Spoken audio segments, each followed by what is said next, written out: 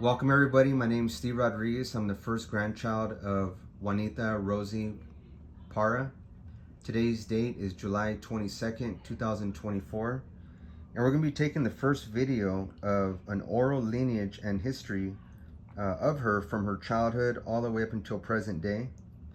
The other purpose of this video is to give her immediate family and friends an idea of who she was as a child, through her teens, through and as an adult, and then how she got involved in the tribe and also involved in two tribes that she belongs to, that has lineage to.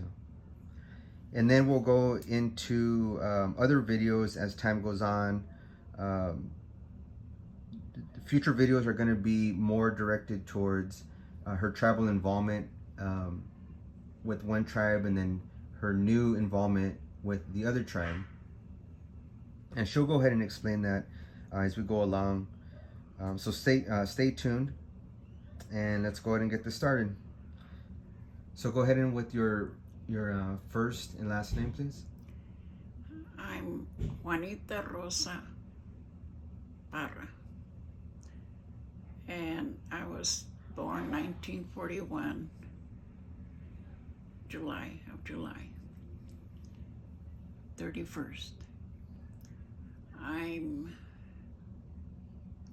living here in Chino Hills, and I'm very much involved with my people, but I have all my family around me all through these years. And I'm proud to say that I'm very grateful to our Creator God that He's given me my health, my happiness being with all my people. Okay. Was there, did you know that you're a native when you're, let's say, a younger child, like under the age of 10? Oh, I always knew that I had that a feeling of being native, but we never talked about being native. Never. I was just a normal child, but knowing that I had native ways, now I see it this way as I was growing up as a child. What city did you grow up in? That was in the old town of Chino, California. And I would just gather wood outside and made my own teepee, and I enjoyed playing in my teepee. But as I grew up and got married young, one of my brother-in-law, when I married, told my husband, you know, she's all native, she's Indian. And when I heard that word, it made me feel kind of strange why he's saying that. And that kind of gave me a feeling of being a little different. So at what point, or how old were you when you were told or found out I was that what tribes? At that time, I didn't understand about the tribes. I was very not growing to know about tribes. All I knew that I was Indian, different. Was there any other relatives that you had growing up with in Chino that felt the same way you did, or did anybody else in your family, whether on your mom's?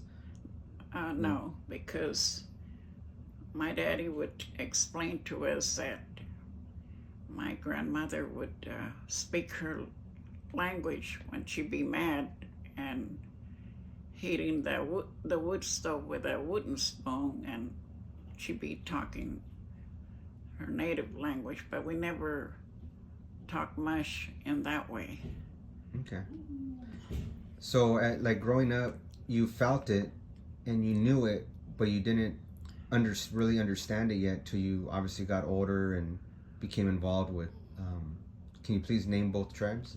No, but I noticed that at that time, even in the schools, they would not be so welcome with you in the schools. They kind of, even sometimes stores too, they kind of push you aside.